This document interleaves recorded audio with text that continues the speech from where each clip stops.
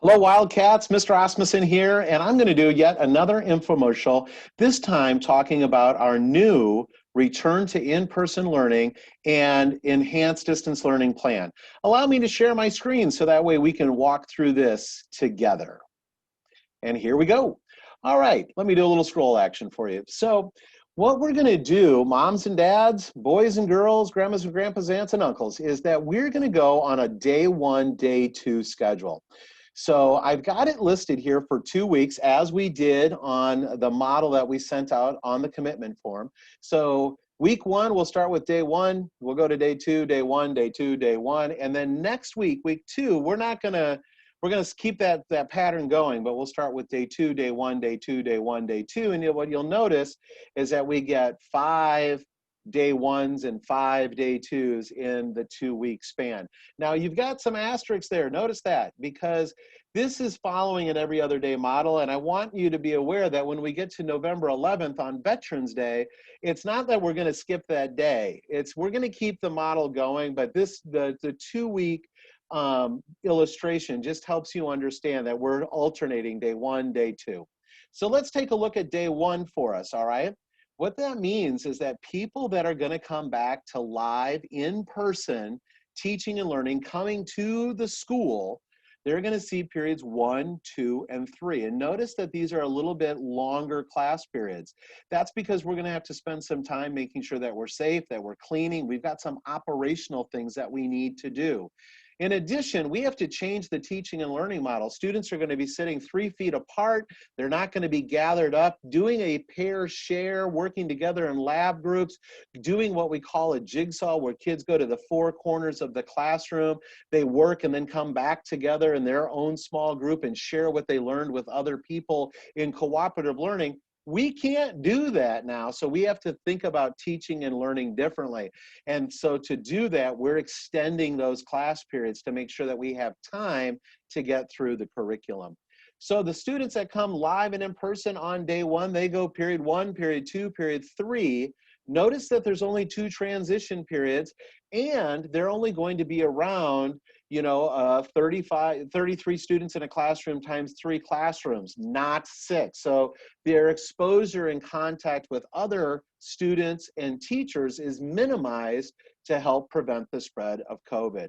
Then at 11:50, they get their lunches. It's going to be a grab and go. So as they walk out the building, they're going to be picking up sack lunches and getting on their bicycles, on the buses, into the cars, walking home, and some students, of course, catching the trolley. Meanwhile, the teachers are going to take their lunch period, and then at 12:22, they're going to log in, and the students that are staying at home for enhanced distance learning, they're going to log into their Google Meets classroom, their virtual classrooms, and then do period 1, period 2, period 3. Their class periods are a little bit shorter. Notice it's only 36 minutes. That's okay. We anticipate only about 25% of the students staying home, so fewer students. And in attention to the essential standards, we're going to be able to keep pace with the students that were live, but they were here for a little bit longer periods of time. So it's going to be period 1, period 2, period 3, live and in person. Those students go home. Teacher takes a lunch, and then they repeat their lesson, period 1, period 2, period 3. Well, what if I'm a math student, period 1, and I didn't quite understand it when I was live and in person, and I'm here at 7:53 to 9:08 taking that class? Well, by the time I get home, if I wanted, I can log back in and get a reteaching of that lesson. That's pretty neat with this model. Notice on day 2, because of the way that the lunch periods go, our blocks of time for period 4, 5, and 6 look a little bit different, but don't panic. When you wrap your brain around it, it works just fine. So let's say I'm a 6th grade student. For 6th graders, I'm going to go to period 4, then period 5, then period 7. Notice that I don't go to period 6 because we're not doing lunch in the lunchroom. We're going to get that grab and go lunch.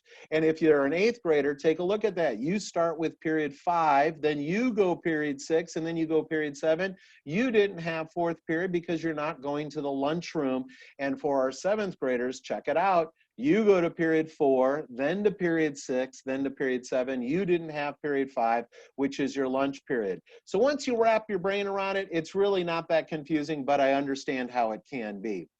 Once again, 3 classes on site, live in-person teaching and learning. Teacher takes a break, and then they repeat their lessons in the afternoon. Again, this has safety in mind. We don't have 250 students going to the lunchroom where we could have some problems. We only have 2 passing periods, and so there's not a lot of time in the hallway where we can have closer contact with people. And the teachers themselves are only seeing half of their students, so their risk of exposure is also less. I want to draw your attention down to that little box in the middle, down at the bottom. Asynchronistic work is going to be woven into this plan. Well, we know that this every other day plan is going to slow down curriculum just a little bit, not a lot, but it will. And we also want to make sure that we're meeting the required minutes set forth by the Arizona Department of Education. So as we roll this out and we get comfortable with this, and sooner, not later, students are going to start doing asynchronistic work for their classes tomorrow. And we call that the flipped classroom. So let me tell you what that would look like. Examining day 1. So live students in person come into Mojave Middle School. They're going to do periods 1, 2, and 3 in the morning. And the enhanced distance learning students, while they are at home, are going to be preparing and doing asynchronistic work for periods 4, 5, 6, and 7, getting prepared for tomorrow. Then, when the students that are on campus take their grab-and-go lunch and go home, they will do their asynchronistic work for tomorrow, looking at periods 4, 5, 6, and 7. And the students that were enhanced distance learning in the morning, you got it, they're going to log in and see periods 1, 2, and 3 in a live stream Google Classroom setting.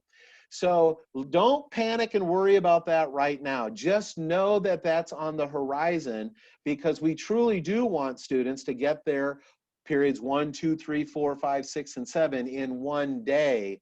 But due to the safety situation and making sure that while we're in the yellow of the COVID metrics, that we are keeping safety in mind first. But this is a really good model, in my opinion, because it helps students that perhaps, again, if they're coming to us live and in person and they would like to see a repeat, they're going to get that opportunity. As we roll this out over time, we're going to see more teachers with the live stream cameras in their classrooms, and students that are EDL will have some opportunities as well. Not as widespread as those students that are coming live and in person and then being able to log into the MEETS classrooms in the afternoon. Let me stop sharing for just a moment so I can go live stream and big for everybody. And here I am back normal. Moms and dads, teachers, excuse me, not teachers, but students, I encourage you to reach out to the school. Parents, we have the coffee with the principal that's going to take place on Tuesday morning. I highly encourage you to view that. And of course, always feel free to email me or the counselors or Mrs. Tyndall and reach out to us by phone and allow us to have the conversation with you one-on-one to talk about your child and your family together in that manner, making sure that we're meeting your family's needs. That's my infomercial. I know that it went super quick, but I am limited on time by YouTube. So once again, if you need to, replay that and listen to how this new enhanced distance learning while in person is going to work. As always, stay mighty, Mojave.